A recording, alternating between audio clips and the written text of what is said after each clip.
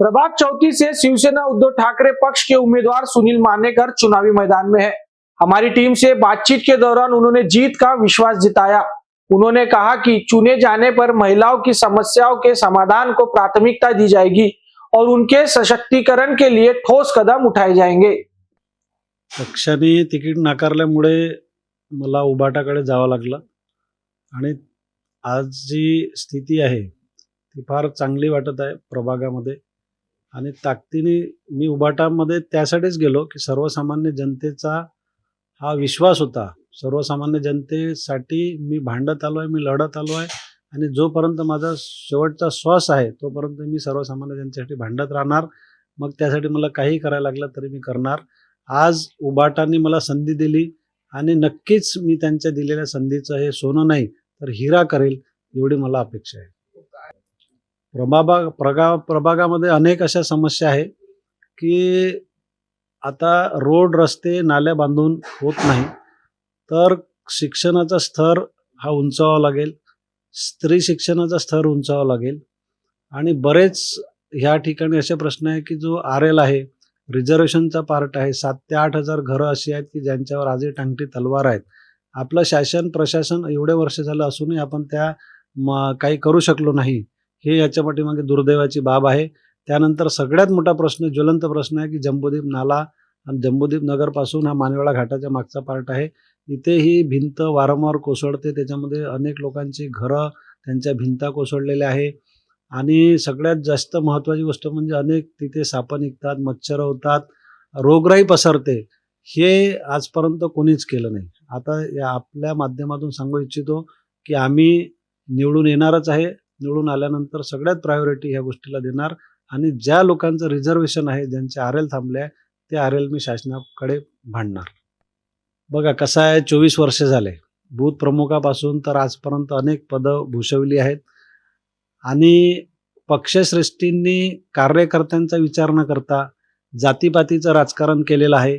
हा माझा, हा त्याचा, तो त्याचा, हा असं जर पक्ष करत राहील तर भाजपचं काँग्रेस व्हायला काही वेळ लागणार नाही। जसं आज परिस्थिती त्यांची तशी आहे तशी ह्यांची तशीच होणार आहे आणि पक्षश्रेष्ठींनी हाच विचार करायला पाहिजे की खरा कार्यकर्ता कोण, जमिनीवरचा कार्यकर्ता कोण, तळागाळातला कार्यकर्ता कोण, त्याच्या पाठीमागे पक्षाने ठामपणे उभं राहायला पाहिजे, ना काही हा याचा माणूस, हा त्याचा माणूस असं करता करता आज पक्षाची स्थिती अशी झाली आहे की खालचे बूथ प्रमुखापासून कार्यकर्ते हे प्रचंड डिस्टर्ब आहे।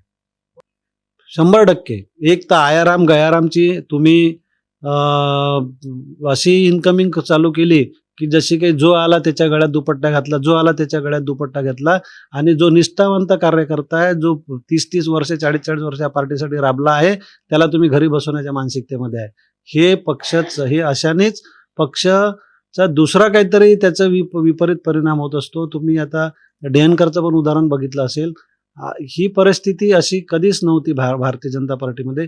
भारतीय जनता पार्टीमध्ये संघटनेला महत्त्व होतं, संघटनेचं ऐकलं जात होतं, गडकरींचं ऐकलं जात होतं, माननीय देवेंद्रजींचं ऐकलं जात होतं। आज ती स्थिती राहिली नाही। आज जो आला तो स्वतः मी ताकदवर नेता म्हणून स्वतःला मानून घेतो आणि संघटना ही पूर्णपणे विस्कळीत करून टाकली आहे। बघा, रणनीती म्हणजे माझी तर एकच आहे की स्त्री सक्षमीकरण आणि स्त्री विकास। गेल्या 10 वर्षापासून आम्ही मांडणी सखी मंचच्या मार्फत हेच कार्य करतोय। अपेक्षा होती की जिथनं उमेदवारी मागितली होती तिथनं मिळेल, पण तिथनं नाही मिळाली, काही हरकत नाही। आपलं विजन ठरलेलं आहे विद्यार्थी विकास आणि स्त्री विकास। तीच रणनीती घेऊन आम्ही पुढे चालू। एरियाचा विकास तर हे प्रत्येक नगरसेवकाचं कर्तव्य आहेच आणि ते आम्ही पार पाडूच, त्याच्यामध्ये काही दुमत नाही। पण जो माझा एक वसा मी घेतलेला आहे स्त्री शिक्षण आणि स्त्री सक्षमीकरणाचा, हाच रणनीती घेऊन मी पुढे चालणार आहे। मी प्रभाग 34 मध्ये गेल्या 15 वर्षापासून राहते आहे, पण मी ह्या 15 वर्षात असं बघितलंय की इथल्या सगळ्या स्त्रिया ह्या सक्षम नाही आहेत आणि त्यासाठीच मी सखी मंचची स्थापना केली होती, मांडणी सखी मंचमधनं। आणि त्यात मी स्त्री स्वयंरोजगार करणं हा माझा पहिला हेतू होता आणि त्याचाच आधार घेऊन मी पुढे निघाली। पण मी इथे असताना हेही बघितलं की इथे आपला मिडल क्लास एरिया आहे आणि मिडल क्लास एरियामध्ये काय असतं की स्त्री शिक्षणाबरोबरच विद्यार्थी शिक्षण हे तितकंच महत्त्वाचं असतं। म्हणून माझी अशी इच्छा आहे की महिला सक्षमीकरण आणि विद्यार्थी विकास या दोन्ही गोष्टी सोबत घेऊन आपण हाच एक वसा घेऊन समोर जाऊया। हो, नक्कीच, नक्कीच. मला सांगताना थोडं वाईटही वाटतं, की माझी आई आणि माझी नणंद आमच्या घरात कॅन्सरसारख्या आजाराने ग्रस्त होत्या आणि त्यातच त्या गेल्या. आणि माझे वडील एसीपी असल्यामुळे अगदी सक्षम होते, की ते तिचा खर्च करू शकत होते.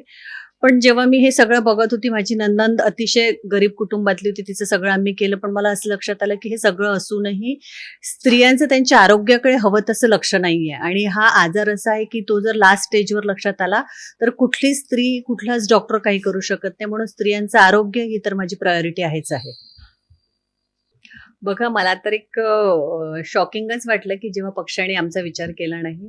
काय असतं रे, की तिकीट देताना मला अगोदर तर हेच कळलं नाही, की पक्ष तिकीट वाटतो त्याचा क्रायटेरिया काय असतो. एकनिष्ठता पदाधिकाऱ्यांची हा जर क्रायटेरिया असेल, तर सकाळी पक्षात आलेला जो कार्यकर्ता असतो त्याला सायंकाळी तिकीट मिळते. तर हा एकनिष्ठतेचा म्हणजे क्रायटेरिया तर नसतोच. आणि त्यात मला सांगायला पुन्हा हे होतं, की ज्या ज्या पक्षाने जबाबदाऱ्या दिल्या त्या पक्षाच्या सगळ्या जबाबदाऱ्या आम्ही पूर्ण केल्या. मग त्या सदस्यत्व नोंदणी असो की कुठल्या याच्या जबाबदाऱ्या असो पक्षाने दिल्या त्या आम्ही पूर्ण केल्या. पण आता काय असतं, की काही काही याच्यामध्ये आपण मागे पडतो, ज्याच्यात आपण पक्ष जेव्हा कुठल्या जबाबदाऱ्या देतो तर त्या जबाबदाऱ्याने क्रायटेरिया ठरलेला असतो. ते क्रायटेरिया होऊ शकते की आमच्याकडनं पूर्ण नसेल झालं, पण पक्षाशी एकनिष्ठता आमची कधी पण तुम्ही कुणाला विचाराल तर आजही लोकांना असंच वाटतं खूप जणांना, की आमची उमेदवारीच त्या पक्षातून आहे. पण एकनिष्ठता दाखवूनही जर असं होत असेल तर प्रत्येक कार्यकर्त्यांनी स्वतःच्या हक्कासाठी उभं राहणं आणि कार्यकर्ता हाच पक्ष घडवतो हे दाखवणं खूप जास्त आवश्यक झालेलं आहे. त्यामुळे आम्ही अपक्ष उमेदवारी फॉर्म टाकायचा आणि मग तो सगळ्यांनी सांगितलं, चला चला परत घ्या आणि मग आपण माघार घेऊन पुन्हा घरात बसायचं, पुन्हा यांच्या मागे हे करायचं, हा क्रायटेरिया आमचा नव्हता. म्हणून आम्ही म्हटलं, की कुठलं तरी एक परफेक्ट चांगलं चिन्ह आपण घेऊया आणि त्यावर लढूया. आणि जसं जमेल तसं आम्ही चांगलं कार्य पक्षात नाही, दुसऱ्या पक्षात मशाल या चिन्हावर असलो तरी करायचा प्रयत्न नक्की करू.